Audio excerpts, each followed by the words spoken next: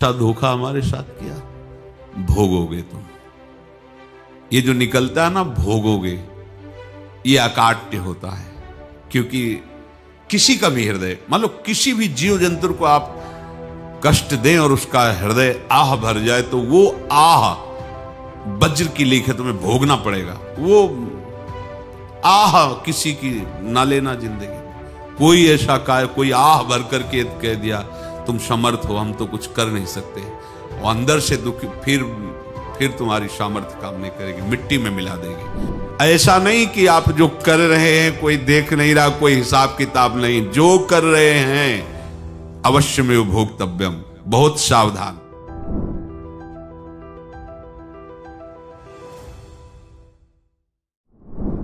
जीव स्वयं नित्य निरंतर कर्मों के जाल को रच रहा है और अपने आप को बांध रहा है।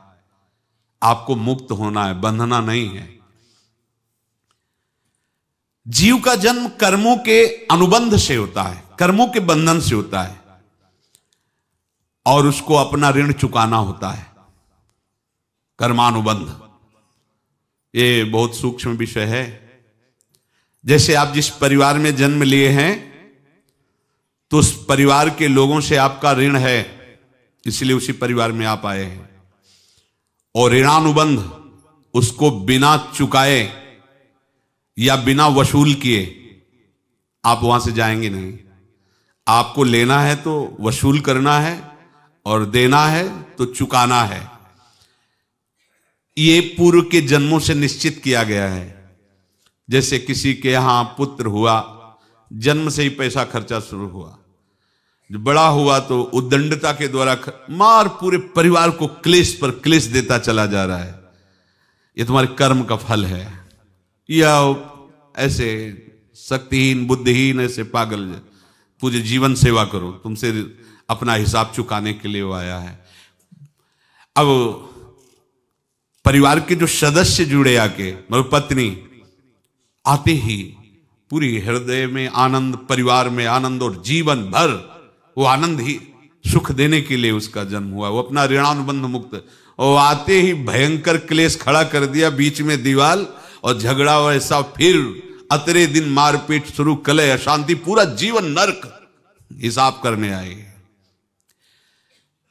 यहां ऋण चुकाए बिना कोई जा नहीं सकता, ऋण चुकाना पड़ेगा। किसी का ऋण वसूल करना है तो किसी को ऋण चुकाना है, दोनों काम करने होते हैं। अनेक जन्मों में अनेक लोगों के साथ हमने जो बर्ताव किए हैं, अच्छे या बुरे, वो होंगे। अब किसी आदमी को हम जानते नहीं, अचानक मिला, अचानक टक्कर लगा और मार पीट गाली गुप्ता सब कर दिया, चुपचाप सह लो। क्यों? ये आपका हिसाब है, पूर्व का हिसाब। हमारा उससे कोई द्वेष नहीं, कोई संकल्प नहीं। अचानक घटना घटी और हमसे द्वेष करने लगा, हमें पीटने लगा, हमें गालियां दे, ये हिसाब है, चुपचाप सह जाओ। अपने घर का भाई ही भारी दुश्मन बन गया और क्लेश, हिसाब है। एक प्रभुदत्त ब्रह्मचारी जी की वाणी में पढ़ा था, एक महात्मा जी भ्रमण करते थे, तो उस समय असरफियां चलती थी, मोहरे असरफियां, तो उनको भेंट में देते लोग। तो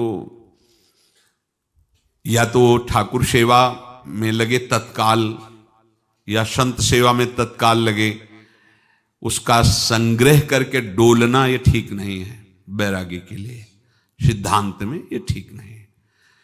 तो जब 2, 4, 6, 8 ऐसे मोहरे हुई, तो उन्होंने विचार किया कि और भ्रमण करके जब काफी मोहरे हो जाएंगी तो प्रयागराज में जब कुंभ पड़ता है, एक बार पूरे सब अखाड़े के संतों को, अलग अलग संप्रदाय सब संतों को बुलाएंगे और सबको पुआएंगे। अब साधु है तो यही विचार करेगा, और क्या विचार करेगा। तो उन्होंने एक ऐसे डंडा बनवाया, बेंत, जो ऊपर से चूड़ीदार और भीतर पोला, और मोहरे उसमें डालते गए। और भ्रमण, जहां जहां श्रद्धालु भगत सबके यहां जाना और इच्छा रखना कि एक मोहर तो दे ही दे दक्षिणा में। कामना कोई भी हो वो बांधती ही है, ध्यान रखना। इसीलिए प्रभु जो चाहे वो करे, अपनी चाह नहीं रखनी चाहिए, अपनी चाह प्रभु की चाह में मिला देनी चाहिए। धीरे धीरे वो छड़ी भर गई। भ्रमण करने वाले महात्मा चूड़ी लगाई, इंतजार करते रहे। जब प्रयाग का कुंभ पड़ा तो चले। तो रास्ते में एक गांव में पूछा जाता है, जैसे कहीं रुको कि कोई श्रद्धालु ऐसा है जो संत सेवी है। तो कुछ लोगों ने बताया, हाँ एक परिवार है, बहुत संत सेवी है और आपको मिलाते हैं उनसे। हाँ ये महाराज घर में रुका, खूब अच्छा हलवा पूड़ी पवाया और जो घर के मालिक थे चरण दबाए। चरण दबाते दबाते उनकी दृष्टि पड़ी उस डंडे पे। इतना मोटा और ऊपर से कुछ चूड़ी सी भी नजर आ रही, इस डंडे में तो कोई रहस्य है ही है। अब महात्मा जी को खवा पिला के सुला दिया। महात्मा जी जब सो गए तो पत्नी से धीरे से कहा, वो डंडा लाओ बाबा जी का। डंडा, वो चूड़ीदार जो ही खोला पलटाया तो सैकड़ों मोहरे।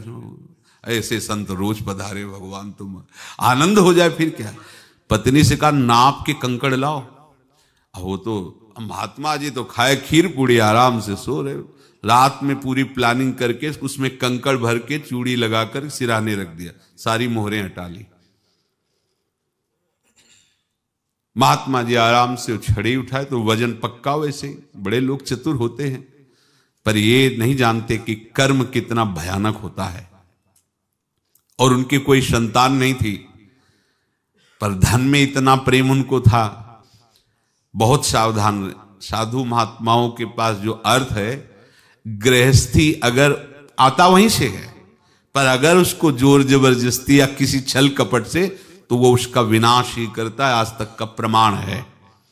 अब उनको ये भाव पता नहीं होगा, या पता होगा तो लोभ के कारण वो उसको मान नहीं पाए होंगे। महात्मा जी गए प्रयाग में, किसी अखाड़े पर रुके और वहां प्रार्थना की कि कल जो है संपूर्ण अखाड़ों का निमंत्रण किया जाए और सब संतों को भोग पवाया जाए और उनको दक्षिणा भी दी जाए। महंत ने सोचा कि बहुत बड़ा है तो उत्सव है, क्योंकि प्रयाग में कितने हजारों संत महात्मा सब। तो उनका महाराज बोरों इसमें चीनी और टीनों घी लगेगा, सब व्यवस्था। बोले आप मंगाइए, एक एक हिसाब हम करेंगे, हमारे पास सब